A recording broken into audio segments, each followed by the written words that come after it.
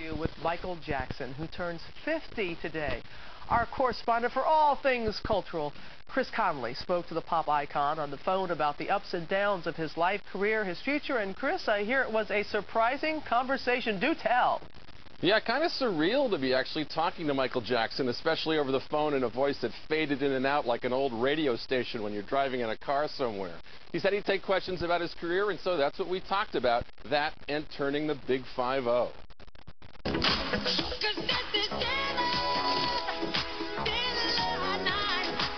Still one of the biggest stars in the world and one of the most private. On the eve of his 50th birthday, Michael Jackson gave us a rare interview. How do you plan to celebrate your 50th birthday? Oh, I'll just come space with my children and just probably watch some cartoons. Facing a personal milestone that finds many people looking back, Jackson is focused on the future, which he thinks is brighter than ever.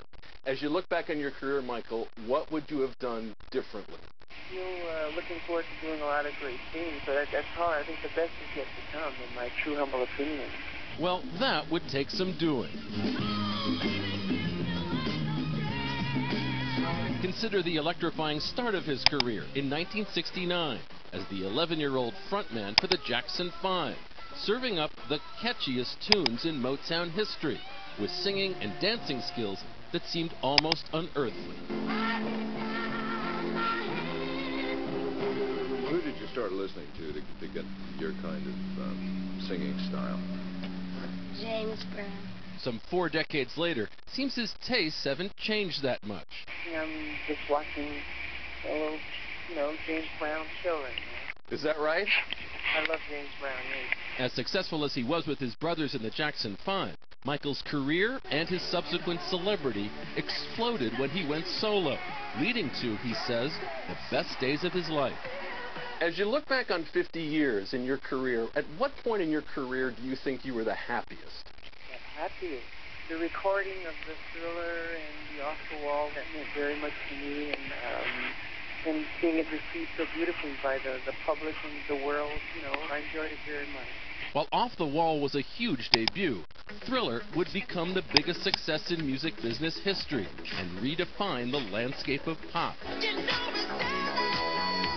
It sold, by some estimates, as many as 100 million copies worldwide.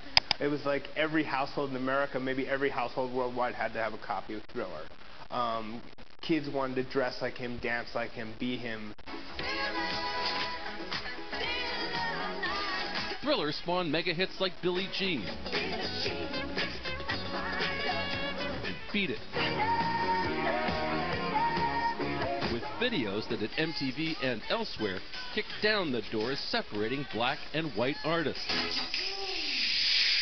By the mid-'80s, Jackson was every inch the Thriller, his every appearance setting off a frenzy of fan adulation, his every performance a jaw-dropping marvel, like when he first busted out the moonwalk.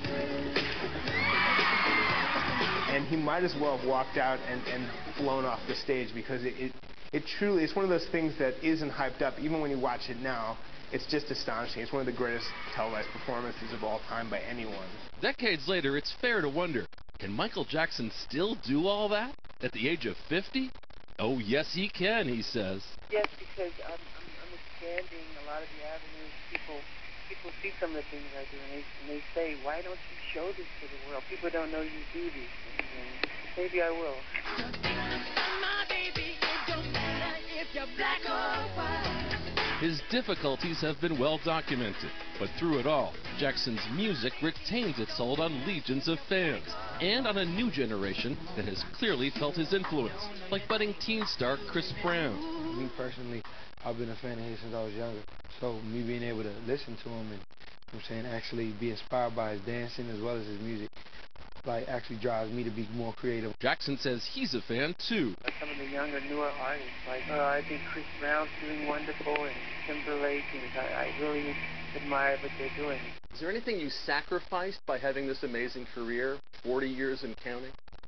A lot of hard work, sacrificing your time and your schedule and your childhood. It's giving up your life for the medium. Jackson says he wants to give his kids the kind of childhood he never had. Would you like them to have the same kind of upbringing you did in terms of getting into show business at an early age? Or do you want to say to them, whoa, take a moment, enjoy your childhood? I'm letting them enjoy their childhood as much as possible. I really do. I let them go to the arcades and get out and see and go to the movies and do things. So I think that comes naturally. You know, I want them to get to do the things I didn't get to do.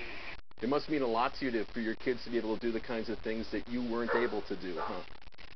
Yeah, I get pretty emotional when I see them having a wonderful time, or they're on a ride and they're screaming and they're happy and they're running, and it makes me emotional.